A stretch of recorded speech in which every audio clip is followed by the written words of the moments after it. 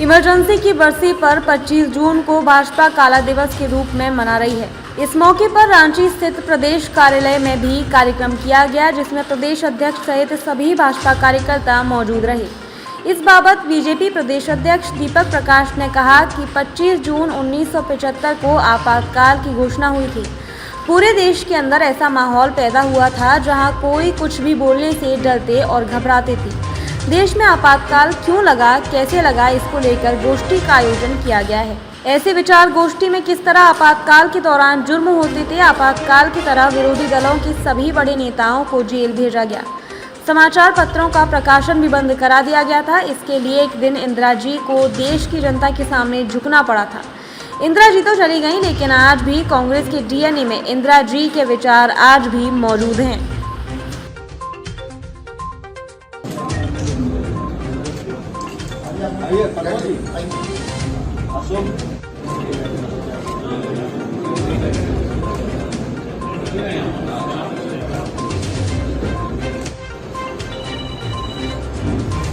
आज का दिन 25 जून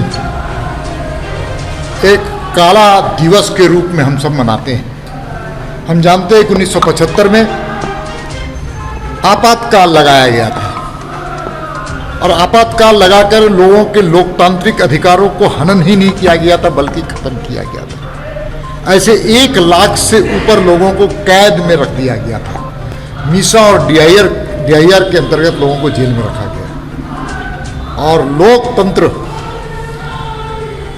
पर हम कह सकते हैं कि खतरे ही नहीं बल्कि लोकतंत्र को कैद किया गया था। और भारत की जनता दूसरी आज़ादी की लड़ाई लड़ने के लिए संकल्पित थी और जयप्रकाश नारायण जी के नेतृत्व में पूरा देश कांग्रेस के खिलाफ, इंदिरा गांधी के खिलाफ, जिन लोगों ने वामपंथी के खिलाफ, जिन लोगों ने आपातकाल का समर्थन किया था, वैसे लोगों के खिलाफ जनता सड़क पर और जेल में जाने का काम किया और सरकार को एक दिन इंदिरा जी को जनता के सामने झुकना पड़ा था।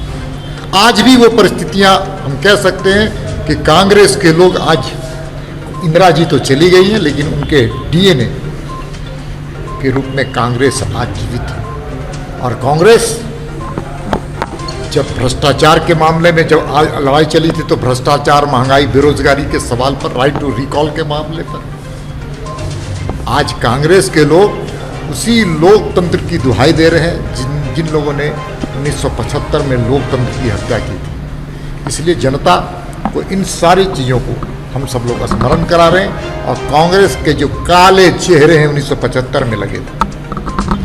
हम सिख दंगे की बात नहीं कर रहे, सिख दंगे में दूसरा उनका चेहरा उजागर हुआ था। तो 1975 देश के इतिहास में काला दिवस के रूप में हम मनाते हैं 25 जून को।